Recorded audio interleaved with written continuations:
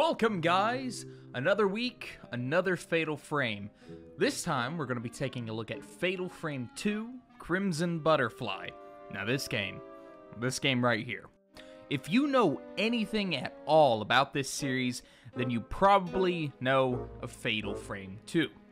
Go to any, and I mean any, top 10, top 5, top 25, whatever list of scariest games ever, and you will more than likely come across Fatal Frame 2. Not the first, not the third, the fourth, and especially not the fifth on the Wii U. No, you'll come across Fatal Frame 2. Why is that? Could Tecmo have possibly improved the formula of the first game so much that the sequel outshined the rest of the series? Maybe. Maybe watch the video. Put a lot of work into it. So yeah. Anyway, Fatal Frame 2 Crimson Butterfly is the 2003 sequel to the original Fatal Frame, based on a true story, sort of, but not really. Once again, developed and published by Tecmo and released on the PlayStation 2, original Xbox, and, surprisingly enough, has a Wii remake. Side note, when I discovered this Wii remake, I leaned very heavily into making my video about that version of the game. I thought it would have been a nice surprise because I doubt people know of the Wii version. I didn't know about the Wii version, and I'm doing a playthrough of the series. How the f*** would you know about it? But, no. This version does not have a North American localization, and I find that both disappointing and not surprising in the slightest. Fatal Frame in the post-PS2 era never really seemed to get that many North American releases. The Wii U version didn't even get a physical copy, and the fourth installment on the Wii never even got a translation. After seeing this problem with the Wii version, I decided just to stick with the PS2 version. I really didn't feel like chasing down a sketchy English version for Dolphin, or even purchasing one of the rather expensive copies I came across to play on my modded Wii. Too much trouble, and I already have the PS2 version, so that's what we're sticking with. Didn't we always promise each other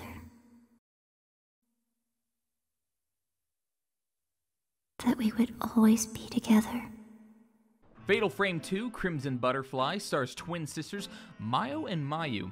While visiting a spot from their childhood and reminiscing, one of the twins, Mayu, wanders off to chase a crimson butterfly. This in turn leads the sisters to being spirited away to All Gods Village. Similar to the original Fatal Frame, this place is cursed from a ritual gone wrong.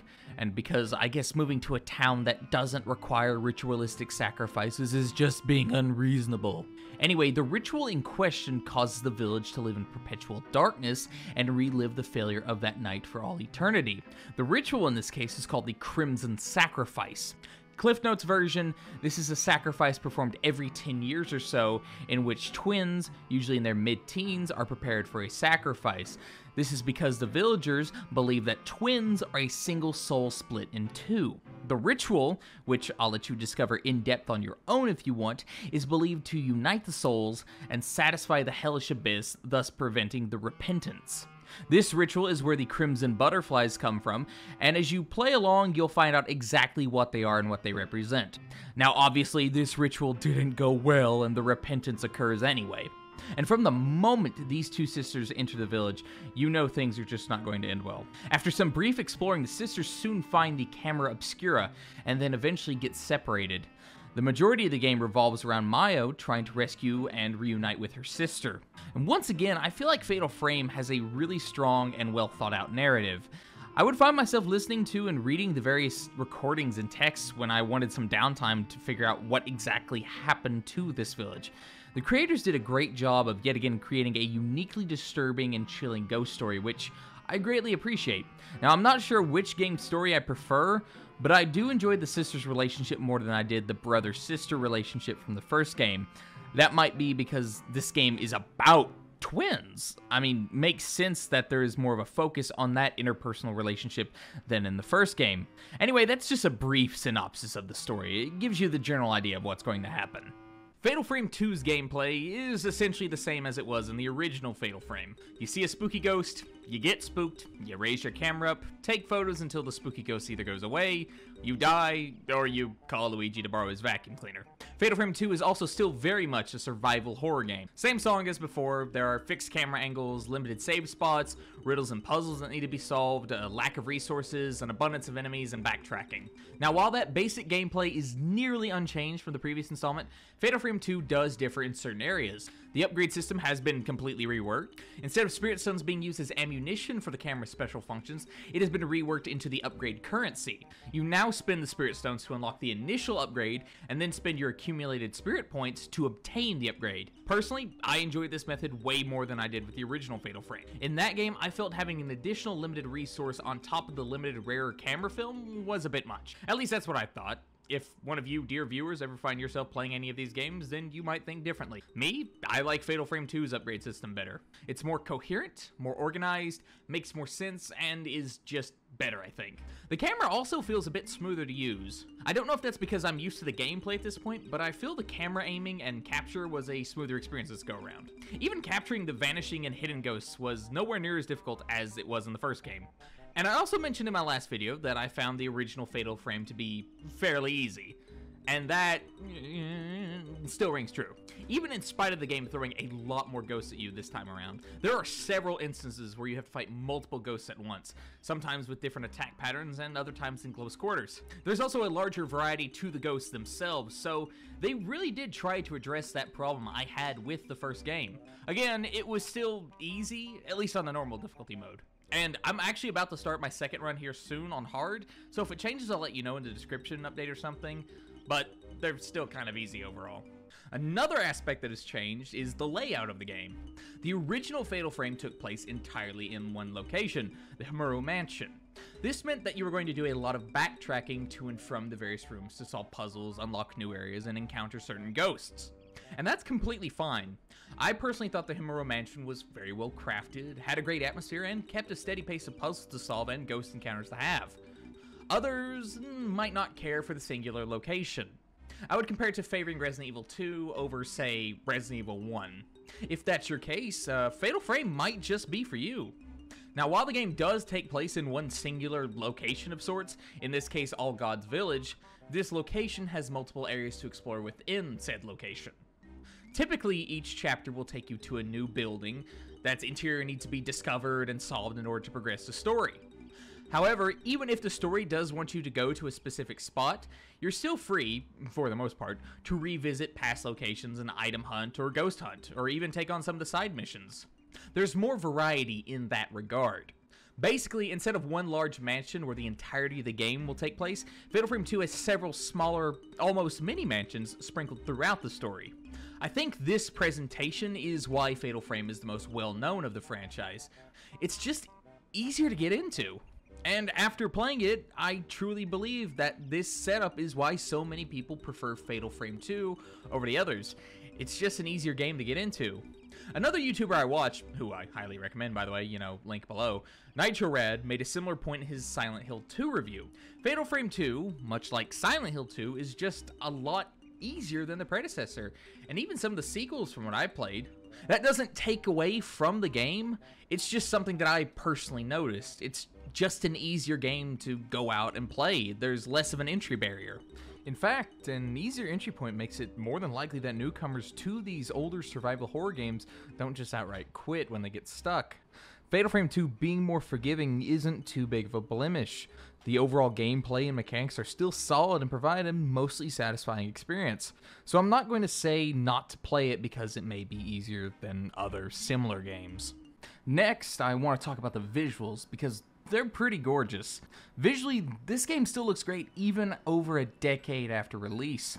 Once again, the ghosts are creepily designed and can catch you off guard in the middle of your exploring, and the Lost Village is really appropriately moody and helps set the tone for the story.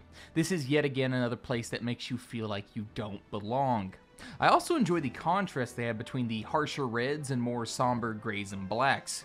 The Crimson Butterfly motif really works beautifully with the rest of the game, and the cutscenes also continue their trend of being creepy and disturbing and just visually unsettling in general. All things considered, the looks of this game have aged remarkably well, and helping with the stellar visuals is the sound, specifically the soundtrack. I mentioned in the last video how the OST of the original wasn't something I'd exactly listen to on my own time, but I actually enjoy the OST of this game enough to where I could see myself listening to some of the tracks when I want something moody or atmospheric playing. I feel like that's a marked improvement over the previous game where sound, while certainly not bad, wasn't an element I necessarily enjoyed separate from the game. So overall, I think Fatal Frame 2 is a great example on how to make a great sequel. The developers improved on nearly every problem I had with the first game and continued to polish aspects that were already well made. If you were ever planning on getting into the series, I would actually recommend skipping the first game, for now, and just go straight into Fatal Frame 2. They're not so connected as you'll lose any sort of context for the story. It's actually similar to how Silent Hill 2 is kind of its own thing separate from the first, just sharing similar themes. So I do highly recommend Fatal Frame 2, and I'm glad I got to go back and really sit down and experience this game. If you're a survival horror fan, I really think you should track down a copy and give it a try when you've got a weekend to spare, because it's not terribly long either.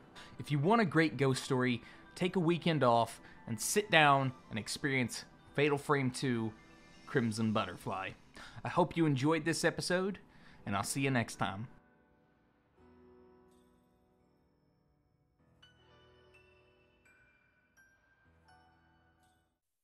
Didn't we always promise each other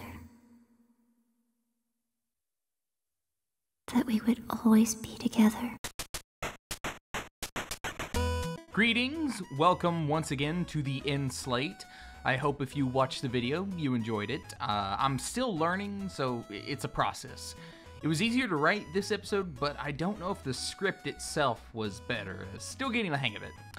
Originally, I actually wanted to do 4 episodes of this series a month, but I think I might have to do 3 with some sort of retrospective at the end or something else. As anyone that watches these videos know, my bread and butter for this channel is still the walkthroughs, the cutscene movies, the trailers, etc, etc, etc. This is just something I want to do, these little videos on the side. And because I know what pays the bills, so to speak, I have to focus on that mostly. So with all these new games that release during the fall, I'm not 100% sure how I'm going to be able to keep the 4 videos that I've set out. 4 is the goal.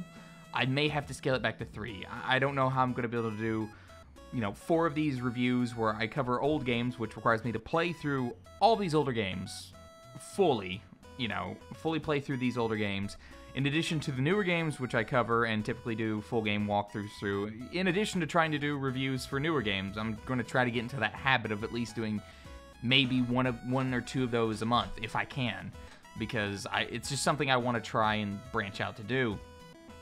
But I don't know just yet. I don't know how that's going to work out. We haven't really been hit with the onslaught of new releases yet, so we'll see how it goes, and I don't know. But I do appreciate the people that have watched these videos. The first one did a couple thousand, which is, fine. Again, I know what my bread and butter is. It's the walkthroughs and stuff. That's what people come to my channel for. That's why it's the size it is because of the walkthroughs and stuff I do like that. So I know what pays the bills.